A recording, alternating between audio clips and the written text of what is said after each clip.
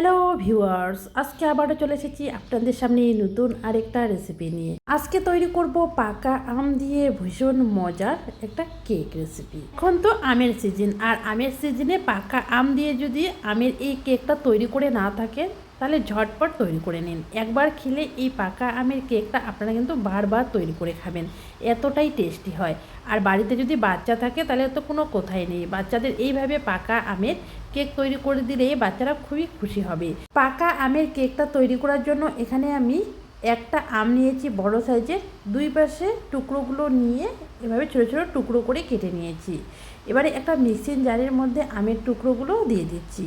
Mixing জারে দিয়ে মিহি করে আমের টুকরোগুলোর একটা পেস্ট তৈরি করে নেব। দেখো একটা সুন্দর মিহি পেস্ট তৈরি হয়ে গেছে। এবার এই পেস্টটাকে আমি সাইডে রেখে দিলাম। এদিকে একটা বোলের মধ্যে দিয়ে দিলাম 1 টেবিল চামচ সাদা তেল, আর দিয়ে দিচ্ছি নর্মাল টেম্পারেচারের একটা ডিম। ডিমটা কিন্তু ফ্রিজ থেকে বের করে সাথে সাথে দেবেন না, ফ্রিজ থেকে বের করে 1 ঘন্টার মতো বাইরে রেখে তারপরে দেবেন। এবারে আমি এখানে দিয়ে দিচ্ছি 3 টেবিল চামচ চিনি। চিনিটা আপনারা যে যেরকম মিষ্টি খান সেই অনুসারে দিয়ে নেবেন। এবারে একটা কাঁটা চামচের সাহায্যে সব কিছু একসাথে ভালো করে মিশিয়ে নেব। যতক্ষণ না চিনিটা মেল হচ্ছে ততক্ষণ এভাবে কাঁটা চামচের সাহায্যে মেশাতে থাকবো। একটা সময় আসে দেখবেন চিনিটা সুন্দরভাবে মেল্ট হয়ে গেছে, আর ডিমটা থেকেও কিন্তু সুন্দর একটা ফোম বের হয়ে গেছে। দেখো সুন্দরভাবে কিন্তু চিনিটা গলে গেছে আর সুন্দর একটা ফোমও তৈরি হয়েছে। এবারে আমি যে আমটা পেস্ট করে রেখেছি সেটা দিয়ে দিলাম। এখানে হাফ কাপের মতো আমের পেস্ট আছে, আমের পেস্টটা দিয়ে আবারও ভালো করে মিশিয়ে নিচ্ছি। আমার এই রেসিপিটা আপনাদের যদি ভালো লাগে অবশ্যই একটা লাইক দিয়ে দেবেন, আর প্রতিদিন নতুন রেসিপি পেতে চ্যানেলটাকে সাবস্ক্রাইব করে পাশে থাকা বেল আইকনটা ক্লিক করে নেবেন নতুন রেসিপির আপডেট সবার আগে পাওয়ার জন্য। আমটাকে আমি ভালো করে মিশিয়ে নিয়েছি। এবার একটা চালনির মধ্যে দিয়ে দিলাম 1 কাপ ময়দা, দিয়ে দিলাম হাফ চা চামচ বেকিং পাউডার, 1 চিমটি দিয়ে দিব বেকিং সোডা। যতটা বেকিং পাউডার নেবে তার অর্ধেক কিন্তু বেকিং সোডা দিতে হবে। এবারে সব কিছু একসাথে চেলে নেব। এভাবে আলতো হাতে সব কিছু চালনিটা দিয়ে চেলে নিতে হবে। দেখো সুন্দরভাবে কিন্তু চেলে নিয়েছি, আর বাকি যে অংশগুলো আছে সেগুলো একটু হাত দিয়ে নেড়ে নিলাম। দেখো ওটাও কিন্তু পড়ে গেল, অবশিষ্ট অংশটাকে আমি বাইরে ফেলে দেব। এবারে একটা কাঁটা চামচের সাহায্যে আবারও ভালো করে মিশিয়ে নিতে হবে। একটু সময় নিয়ে ভালো করে মিশিয়ে নিতে হবে। আর দেখো সুন্দরভাবে কিন্তু আমি মিশিয়ে নিয়েছি। আর ব্যাটারের ঘনত্বটা দেখো এরকম হবে, উপর থেকে ফেললে কিন্তু সাথে সাথে মিলিয়ে যাচ্ছে না, একটু পরে কিন্তু মিলিয়ে যাচ্ছে। এরকম ঘনত্বের ব্যাটারটা তৈরি করে নিতে হবে। এবারে আমি এই ব্যাটারটাকে সাইডে রেখে একটা স্টিলের বোল নিয়েছি, বোলের মধ্যে সামান্য একটু তেল ব্রাশ করে নিচ্ছি।